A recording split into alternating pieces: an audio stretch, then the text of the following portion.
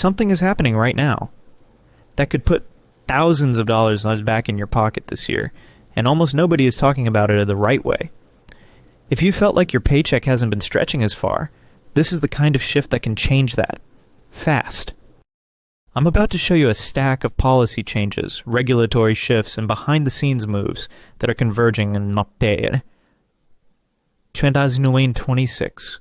Some analysts are calling it the biggest refund season in American history, while others are using words like Golden Age. And the reason they're saying that isn't optimism. It's because multiple levers are moving at the same time. Now, I know that sounds like hype, but stick with me for the next few minutes, because what I'm about to break down isn't speculation. These are real policies, real numbers, and real implications for your money. So think of this as a roadmap for what's likely to hit your bank account and your budget. Whether you work for tips, pull overtime shifts, own a small business, or you just want to understand where this economy is actually headed, this is going to change how you see the next 12 months. Let's get into it, because once you see how these pieces connect, the next year looks very different. The headline story right now is a tax windfall that could hit nearly $200 billion in total refunds. That number comes from Kevin Hassett, the White House National Economic Council Director, and it immediately raises a question, because numbers like that don't happen by accident. Why would refunds suddenly explode like that? The answer comes down to timing, withholding, and rules changing midstream. Here's what actually happened. Major policy changes were signed into law mid-year, including yet no tax on tips, and no tax on overtime.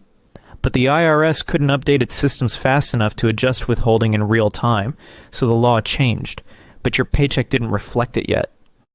So all year long, a lot of workers had too much dom taken out of their paychecks, and then the correction doesn't show up until tax season, which means people are about to get surprise checks that are really just back-end adjustments for money that was always theirs. It's not a gift, it's a delayed refund of your own earnings. And this hits tipped workers hard. Servers, bartenders, valets. Anyone who earns tips could see significantly larger refunds than they expected, because even a small change per shift adds up when it's repeated week after week. Same goes for overtime workers who put in extra hours thinking they'd keep more of it throughout the year, and didn't. Those extra hours may finally show their true value when refunds land. But it's not just those groups. This ripple spreads further than most people realize. Seniors are also being positioned for reduced tax burdens that could show up in their refunds. And here's why this matters beyond the obvious cash benefit. For retirees on fixed incomes, even a modest change can feel huge. Refunds change psychology, and psychology is one of the most powerful forces in the economy. When people receive a lump sum, they spend differently, pay down debt differently, plan differently. A refund feels like found money, even when it was yours all along. And that mindset shift ripples through the entire economy. And when millions of people do that at once, the ripple turns into a wave. Small business owners are getting their own version of this boost, and for them, it isn't just about refunds, it's about decision-making. The legislation includes enhanced depreciation and rules and other provisions that give entrepreneurs something they desperately need: certainty. Because when the rules are stable, planning becomes possible. Bank of America. CEO Brian Moynihan pointed out that when business owners can actually predict their costs, they start making moves they've been delaying. It's the difference between maybe later and let's do it now. Hiring that extra person, expanding hours, investing in equipment, opening a second location, these aren't small choices. These are the moves that create momentum. Certainty is underrated in economics. When people stop being paralyzed by unpredictability, economic activity accelerates. And it compounds fast. And compounding doesn't just work in investing, it works in growth too. Now I need to shift to something less visible, but potentially even more consequential, because this next part affects institutions, and institutions move markets. This is the part most people are completely missing, and it involves a massive behind-the-scenes change in global banking. It's boring on the surface, but enormous underneath. We need to talk about Want Basel, 3 regulations, and the reclassification of physical gold as a number Tier 1 high-quality the liquid asset. And yes, That label actually changes how banks behave. That phrase sounds technical and boring, but the implication is enormous. It quietly reshapes what counts as safe in the financial system. Under these rules, banks can now count physical, allocated gold at 100% of its value towards certain reserve requirements. That puts physical gold in the same tier as cash and government bonds, the safest asset class that exists. In other words, gold just got promoted at the highest level of banking. For decades, mainstream finance dismissed gold as a barbarous relic because it doesn't produce yield. It was treated as insurance, not as a core asset. No dividends, no interest payments, just a shiny metal sitting in a vault, doing nothing. At least that's how the story was sold. But banking regulations don't only care about yield, they care about what survives when things get ugly. They care about reliability under stress, and into this new framework, physical gold just got a major upgrade in how institutions can treat it, and when institutions get new incentives, the market adjusts. This creates a powerful incentive shift, because now there's a regulatory reason to own the real thing. Banks can now hold physical metal and potentially free up balance sheet capacity without needing extra capital against the position, and in a world where capital efficiency determines profitability, that's a game changer. It turns gold from a nice-to-have into a strategic tool. But here's the catch, and it's a big one. Not all gold exposure is treated equally. Unallocated gold, often called paper gold, gets treated completely differently, and this is where the pressure starts building. ETFs, derivatives, and claims that aren't matched to specific physical bars can face heavy funding penalties, making them dramatically more expensive to carry. So holding paper becomes less convenient and more costly. So the incentives tilt hard, and when incentives tilt, money moves. Physical becomes preferable, paper becomes costly, and when incentives tilt, behavior follows. Banks don't debate incentives, they respond to them. This is why analysts keep talking about a paper-to-physical squeeze, because it's not a theory, it's the logical result of new rules. Institutions either need to buy actual metal to meet requirements, or unwind positions that suddenly cost too much to maintain, and either way, the system gets tighter. You've probably heard the dramatic claim that there are many paper claims for every ounce of physical gold that actually exists. The exact number gets argued, but the structure is real.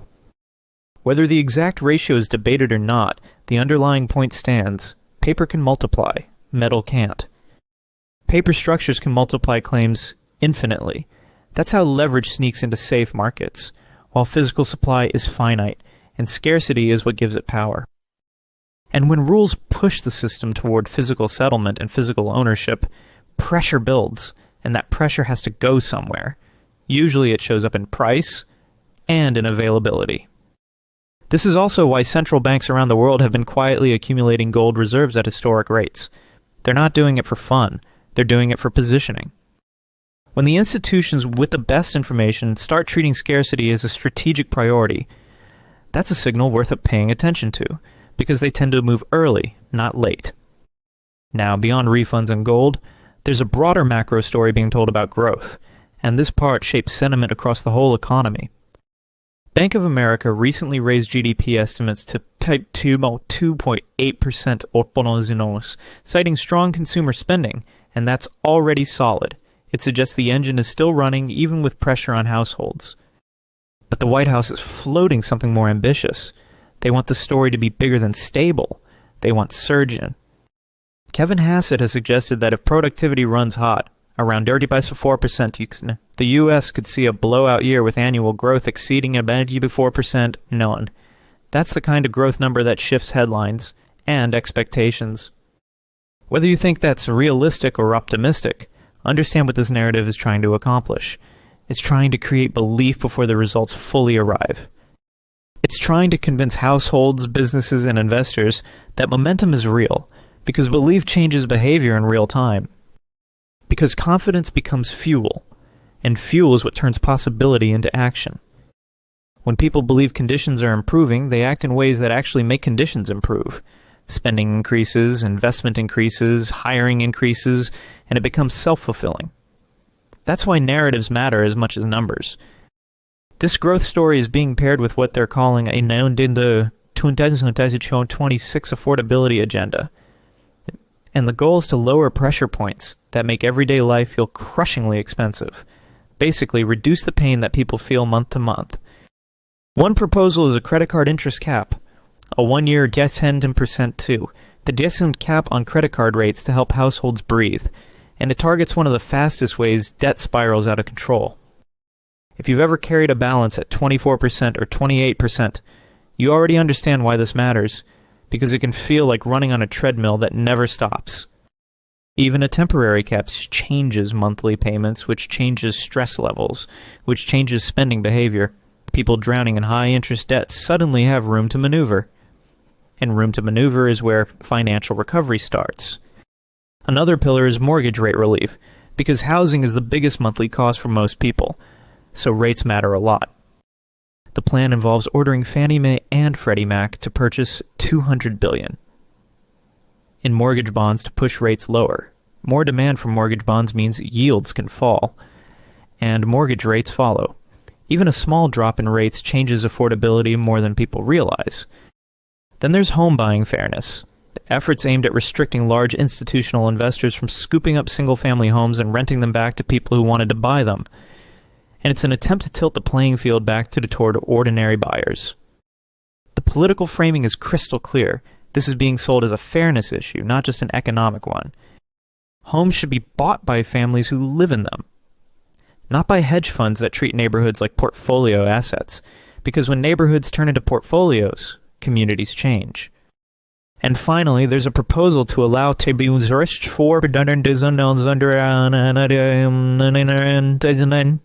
to be used for down payments. That's controversial, but it's aimed at the biggest bottleneck. The logic is that home equity functions like a retirement asset anyway, so why not let people access their savings to actually buy a home? They're basically saying, let people convert paper savings into real ownership. For many Americans, the down payment is the single biggest wall between renting forever and building real wealth. And removing that barrier could change millions of lives. It's the difference between stuck and starting. Now here's the final layer that ties everything together. And this is where the long-term investors start paying attention. Wealth protection. Because making money is one thing, keeping it is another. What we're witnessing, slowly and bureaucratically, is a shift in emphasis back toward assets defined by some physical scarcity, while the government is projected to run massive deficits for years to come, and deficits usually mean more pressure on purchasing power. And that raises the question investors keep asking themselves. What holds value when money feels less stable? That's the quiet fear underneath the headlines. This is why institutions talk about diversification and hard assets, and this is why people start looking at their tax refund and retirement portfolio through the same lens, because both are about protecting what you've already earned. Not just, how much did I make? That's the surface level question. But, what did I actually keep? And what will still matter 5 or 10 years from now? That's the question that separates short-term thinking from strategy. So stepping back, here's what you're looking at in 2026. Multiple forces moving in the same direction at the same time. A refund season being framed as historic in scale, a push for stronger GDP growth, and a regulatory environment that is quietly signaling gold should be treated more like real money again. Each one matters on its own, but together they're a bigger story. Whether you buy the golden age narrative or not, this is shaping up to be a year where policy, markets, and perception collide in ways we haven't seen before, and collisions like that tend to create winners and losers quickly. Stay informed, look carefully at your asset allocation, watch your debt and interest rates closely, and make sure you're prepared, not just for headlines, but for the real financial consequences hiding behind them. Because the biggest changes usually feel sudden only in hindsight. If this helps you understand what's actually happening, hit the like button. It genuinely helps more people find this content, and it tells the algorithm you want more of this kind of breakdown. Drop a comment and tell me which part surprised you most. The refund changes, the gold reclassification, or the affordability proposals, because I want to know what you're paying attention to, and I read the comments to decide what to cover next. Subscribe if you want more breakdowns that cut through the noise and explain what these policies actually mean for your money. No panic, just clarity, strategy, and what to watch next. I'll see you in the next one. Until then, keep your eyes open and keep your money working for you.